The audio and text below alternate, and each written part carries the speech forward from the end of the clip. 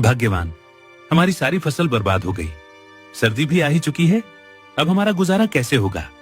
घर में खाने को कुछ भी नहीं है। अजी आप फिक्र मत कीजिए, मेरे पास एक आइडिया है। आपको तो पता ही है मुझे समोसे और पकौड़ियाँ बनाने आती है और सर्दी भी आई ही चुकी है, तो क्यों ना हम इन सर्दियों में पकौड़ी और समोसे बनाकर बेचे। हाँ भाग्यवान, तुम सही कहती हो। सर्दियों में लोगों को समोसे और पकौड़ी बहुत पसंद आएगी, लेकिन उसको बनाने के लिए पैसे भी तो चाहिए। वह कहाँ से आएंगे? अजी मैंने थोड़े से पैसे बचा के रखे थे और कुछ पैसे आप सेठ मंगलराम से उधार ले आना। उनसे बोलना जैसे ही थोड़ा बहुत मुनाफा होगा हम आपके पैसे लौटा देंगे। हाँ रुक्मणी, आज तो बारिश हो रही है, इसको थमने दो, फिर जाऊंगा।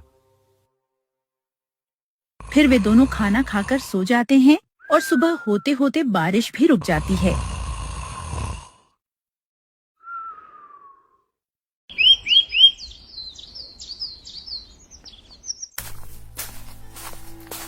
अगले दिन किशन सेठ मंगलराम के यहाँ पैसे लेने चला जाता है।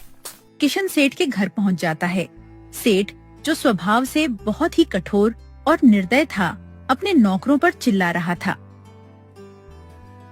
अरे किशन, आओ आओ, कैसे आना हुआ आज? अरे सेठ जी, वो कुछ पैसों की जरूरत थी, मिल जाते तो अच्छा होता। अरे किशन, क्यों नहीं, मैं यहाँ समाज सेवा के लिए ही तो बैठा हूँ। बताओ कितने पैसे चाहिए? सेठ जी, ज्यादा नहीं, बस 1000 चाहिए थे। अच्छा किशन, मैं तुमको पैसे तो दे दूंगा, लेकिन टाइम पर वापस नहीं दिए तो तुम्हारी जमीन पर कब्जा कर लूंगा। ठीक है सेठ जी, आप फिक्र मत करो, मैं आपको आपका पैसा समय पर वापस कर दूंगा। इतना कहकर किशन सेठ से पैसा लेकर घर आ जाता है।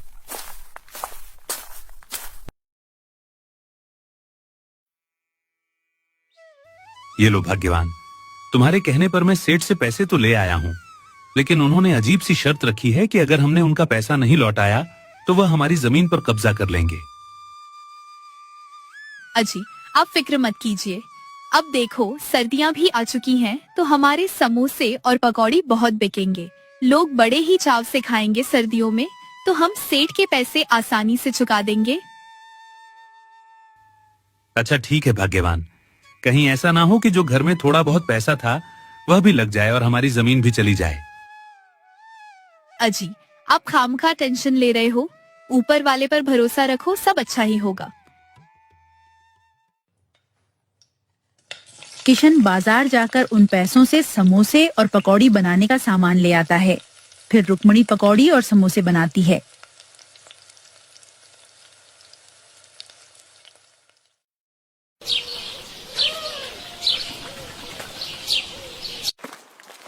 रुक्मणी कुछ समोसे और पकौड़ियाँ बनाकर किशन 2 को देती है और किशन उनको बेचने गांव की ओर निकल पड़ता है। समोसे और पकौड़ियाँ ले लो, चटपटे करारे गर्मागर्म और ताजा समोसे। एक बार राजस्थान की मशहूर पकौड़ियाँ और समोसे खाओगे तो खुश हो जाओगे, और नहीं खाओगे तो पछताओगे।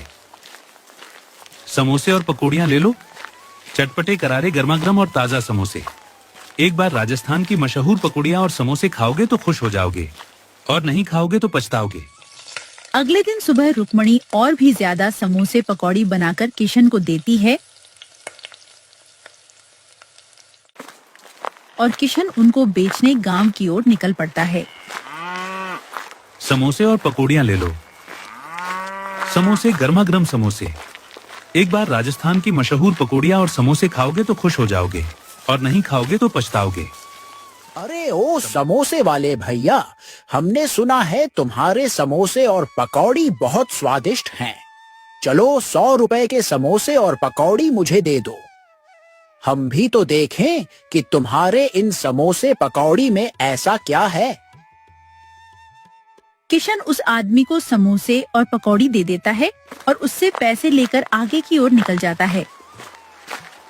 धीरे धीरे उसके सारे समोसे पकौड़ी बिक जाते हैं। जैसे ही शाम होती है, किशन घर आता है। सुनो रुक्मणी, हमारे समोसे पकौड़ी के तो पूरे रामपुर में बहुत चर्चे हो रहे हैं। अब मेरे गांव में जाते ही सारे समोसे और पकौड़ी झट से बिक जाते हैं। रुक्मणी ये बात सुनकर बहुत खुश होती है।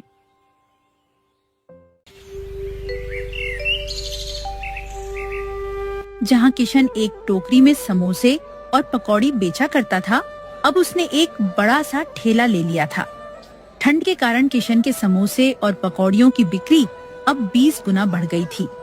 अब उसके पास ग्राहकों की भीड़ लगी रहती थी और उसे रोज का अच्छा खासा मुनाफा भी होने लगा था। किशन और उसकी पत्नी अब बहुत खुश थे, क्योंकि उन्होंने जो सपने देखे थे वह अब धीरे धीरे पूरे हो रहे थे।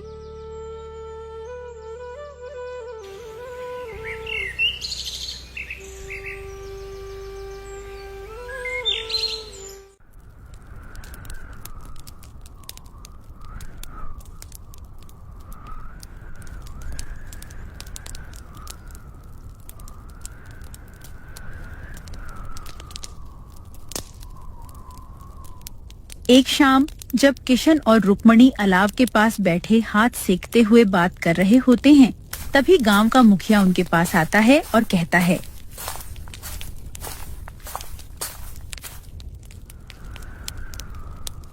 सुन किशन, परसों मेरी बेटी की शादी है और उसमें मुझे 100 आदमियों के लिए समोसे और पकौड़ियाँ चाहिए। क्या तुम मुझे बनाकर दे सकते हो? जी मालिक, क्यों नहीं। आपको आपका सामान जल्दी ही मिल जाएगा। उनकी यह सारी बातें मलखान और उसकी पत्नी को पता चल जाती हैं। हमेशा इस किशन के ही साथ इतना अच्छा क्यों होता है? मुझे कुछ भी करना पड़े, इस बार मैं इसके साथ हरगिज अच्छा नहीं होने दूंगा। मलखान और उसकी बीवी किशन की इतनी तरक्की देखकर जलने लगे थे और वे इस इंतजार में थे कि रुक्मणी समोसे पकौड़ी बनाकर कहाँ रखती है। रुक्मणी जैसे ही समोसे पकौड़ी बनाकर अपनी किचन में रखकर सोने जाती है, इधर मलखान और उसकी बीवी चुपके से किचन में जाते हैं और सारे समोसे पकौड़ी चुरा लेते हैं। जैसे ही सुबह होती है, समोसे और पकौड़ी मुखिया के घर पहुंचाने थे, तो रुक्मणी किचन में जाती है। उसे वहाँ एक भी समोसे पकौड़ी नहीं दिखते हैं। ये सब देखकर वह बहुत हैरान हो जाती है और सारी बात अपने पति को बताती है। अरे भाग्यवान, ऐसे कैसे हो सकता है? मैं अभी मुखिया जी के घर जा रहा हूँ और उनसे बोल दूंगा कि बस मुझे आज का समय और दो। इतना कहकर किशन मुखिया के घर की ओर निकल जाता है। मुखिया जी, मेरे घर से किसी ने सारे समोसे और पकौड़ी चुरा ली हैं। आप मुझे बस आज का समय दे दीजिए, मैं आपको शाम तक बनाकर दे दूंगा। हाँ ठीक है किशन, मैं तुमको आज का दिन दे रहा हूँ, लेकिन तुम मुझे जरूर से समोसे और पकौड़ी बनाकर देना, क्योंकि कल सुबह ही बारात आने वाली है। हाँ ठीक है मुखिया जी, आप चिंता मत करिए, मैं आज शाम होने से पहले ही सारा सामान बनाकर आप तक पहुंचा दूंगा। फिर जब किशन उधर से जैसे ही घर वापस आ रहा था, तो वह देखता है कि मलखान का बेटा समोसे खा रहा है और उसके पास पकौड़ियाँ भी हैं। ये देखकर किशन सोचता है, मलखान के बच्चे तो समोसे नहीं खाते और ना ही कभी मलखान ने मुझसे समोसे पकौड़ी खरीदे, फिर यह बच्चा यह सब कहां से लाया है? किशन उस बच्चे के पास जाता है। अरे बच्चे, ये समोसे तुम कहां से लाए हो? ये तो मुझे मेरे पापा ने दिया था और हमारे घर में और भी बहुत सारे समोसे और पकौड़ियाँ हैं। किशन को सारी बात समझ आ जाती है।